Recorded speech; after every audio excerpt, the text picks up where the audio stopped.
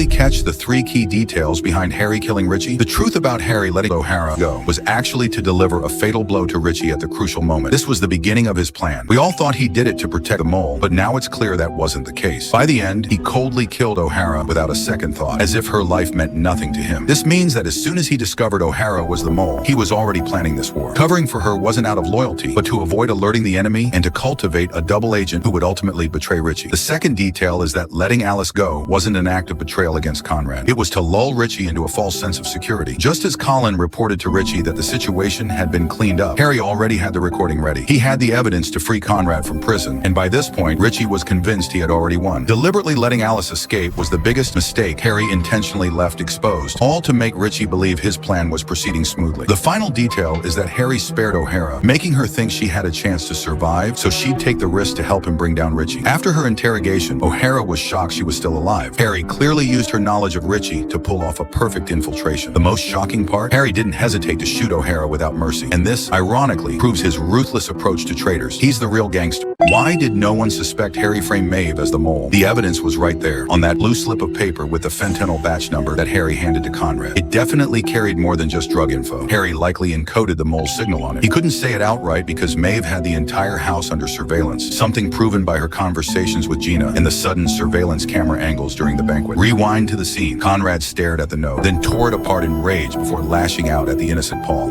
I said fuck off!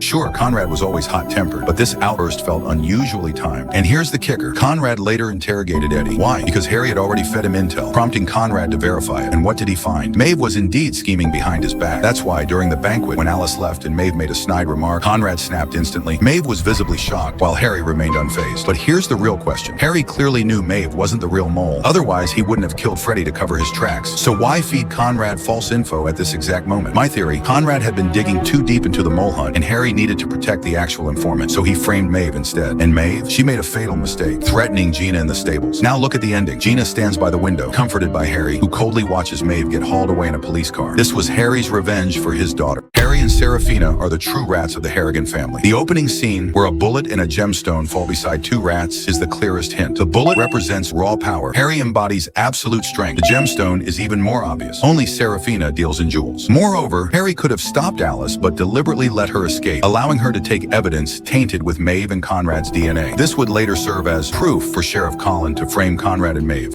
He's going away forever for something he didn't do. Harry had already concealed the truth about Freddy's death. He must have tested Freddy, realized the man knew he was the real traitor, and then killed him on the spot. That's why he lied to Conrad. Conrad, of course, sensed something was off, but he still needed Harry's strength, so he couldn't afford to turn against him yet. As for Serafina, Harry warned her, yet she still went through with the deal. Did she truly not know the danger, or did she know she wouldn't die? When she miraculously survived, her first move was to rush into Harry's arms. Their closeness is undeniable. Another telling detail, when Maeve fake comforted her, Serafina and Harry exchanged a glance behind Maeve's back. They were clearly plotting something, and at the end, Serafina locked eyes with Sheriff Colin inside the car. She's definitely orchestrating something far bigger. Sending Conrad and Maeve away was only the first step. Harry will support Serafina, not Kevin. Serafina is sitting in Conrad's seat, which clearly foreshadows her becoming the true successor. Moreover, the general charging with a spear placed in front of her signifies that she will launch an offensive in the second season. When Kate tried to persuade Harry to leave, he chose to stay. Obviously not for Kevin's sake. No, I'm asking you to respect my loyalty. The cowardly Kevin remains trapped in the shadows of Conrad and Maeve. When Harry was about to stage a coup, Kevin was not the leader. At this life or death moment between the two families, Harry had no interest in Kevin's tragic backstory. He impatiently cut off Kevin's irrelevant remarks. By tomorrow,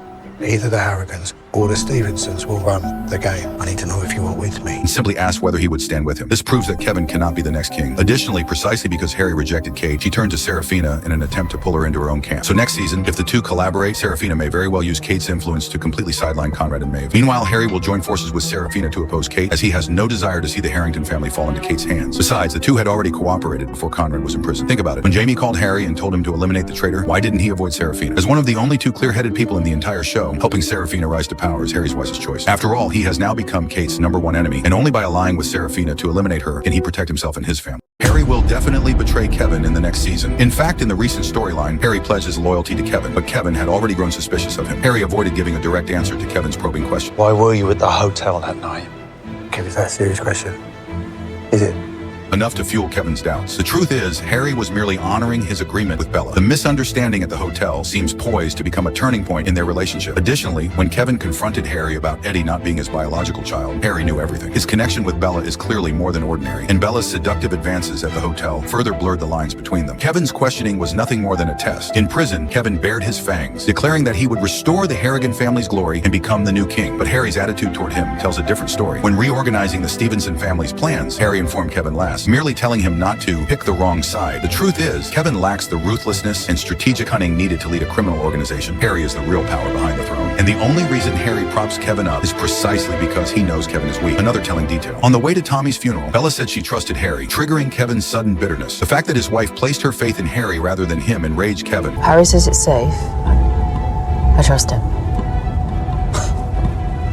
But not me. And Eddie's instigation only stoked the flames. Harry, Kevin, do you trust him? Do you, Dad? Fuck off, Eddie. Only the solemnity of the funeral kept Kevin from lashing out in the moment. But this may very well be a ticking time bomb for next season. Why does Mobland have so many sexual assault cases? What could be crazier than Maeve treating Eddie as her lover? No wonder Eddie suddenly became rebellious after the age of 12, and no wonder he asked a dog who has it better. Who's better off? Me or you? And the most tragic of all, Kevin, it's highly likely that he too was groomed by Maeve as a child. Kevin mentioned that both he and Bella had tried to escape their shadows, which might be the real reason he vented his rage in prison. His wife was his father's lover, his son is his own brother, and because of the prison ordeal and the twisted mother-son relationship from his childhood, he was left with lifelong scars. Do you know what it means now?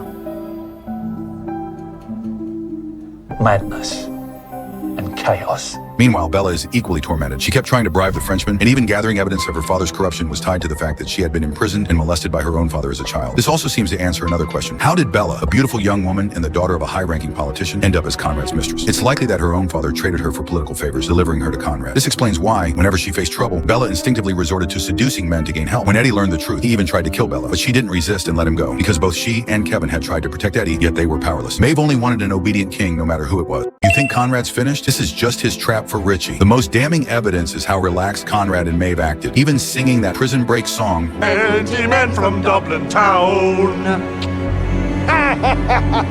Right in front of the cops. Either they've lost their minds or they had a backup plan. And Harry, watching from upstairs, that was their arranged cavalry all along. You've misread Sheriff Collins' allegiance. He'd already defected to Conrad. That's the real reason Conrad dared to risk himself. Did anyone ever question why the same cop who put Richie away for 25 years suddenly teamed up with him? His first move was using Richie to eliminate Fix's team, who'd been investigating the Harrigans. The payoff? Colin took over their role managing the Harrigan affairs. Proof he was always one of them, pretending to side with Richie while Conrad reaped real benefits. Think back. Though Colin sent Alice to steal the DNA, it was Conrad who invited her in. Clearly, this was staged. Under heavy surveillance, Harry's decision to let Alice escape was full of holes. And why did Harry schedule that 10 p.m. meeting with lawyer O'Hara? Not to deal with Kate or root out traitors, but to frame Richie. It's a waiting game.